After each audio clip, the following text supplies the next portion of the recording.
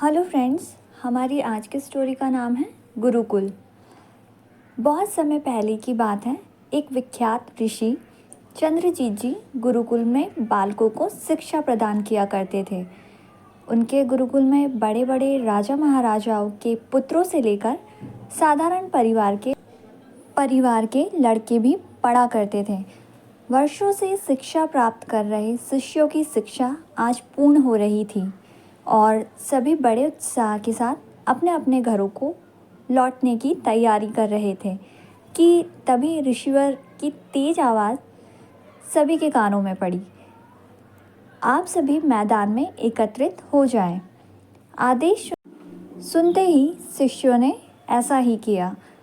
ऋषिवर बोले, प्रिय शिष्यों, आज इस गुरुकुल में आपका अंतिम दिन है। मैं चाहता हूँ कि यहाँ से प्रस्थान करने से पहले आप सभी एक दौड़ में हिस्सा लें। यह एक बाधा दौड़ होगी और इसमें आपको कहीं कूदना तो कहीं पानी में दौड़ना होगा और इसके आखिरी हिस्से में आपको एक अंधेरी सुरंग से भी गुजरना पड़ेगा। तो क्या आप सब तैयार हैं? हाँ, हम तैयार हैं, शिष्य एक स्वर में बोले। दौड़ शुरू हुई। सभी तेजी से भागने लगे। वे तमाम बाधाओं को पार करते हुए अंत में सुरंग के पास पहुँचे। वहाँ बहुत अंधेरा था और उसमें जगह जगह नुकीले पत्थर भी पड़े थे, जिनके चुभने पर असहनीय पीड़ा का अनुभव होता था। सभी असमंजस में पड़ गए। जहाँ अभी तक दौड़ में सभी एक समान बर्ताव कर रहे थे, वहीं अब सभी अलग अलग व्यवहार करने लगे।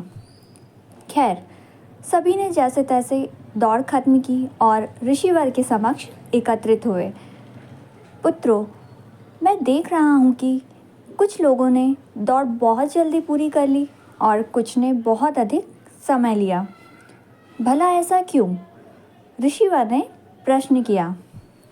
यह सुनकर एक शिष्य बोला, गुरुजी, हम सभी लगभग साथ साथ ही दौड़ रहे थे, पर सुरंग में पहुँचते ही स्थिति बदल गई। कोई दूसरे को धक्का देकर आगे निकलने में लगा हुआ था, तो कोई संभल कर आगे बढ़ रहा था और कुछ तो ऐसे भी थे जो पैरों में चुभ रहे पत्थरों को उठा कर अपनी जेब में रख रहे थे, ताकि बाद में आने वाले लोगों को पीड़ा ना सहनी पड़े। इसीलिए सबने अलग अलग समय में दौड़ पूरी की। ठीक है, जिन लोगों ने पत्थर उठाए हैं वे आगे आए और मुझे वो पत्थर दिखाएं, ऋषिवर ने आदेश दिया।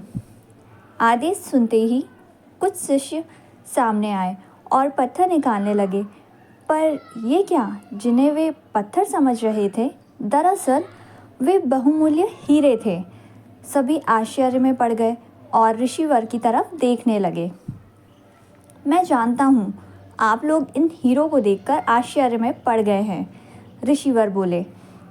दरअसल इन्हें मैंने ही उस सुरंग में डाला था और यह दूसरों के विषय में सोचने वाले शिष्यों को मेरा इनाम है। शिक्षा।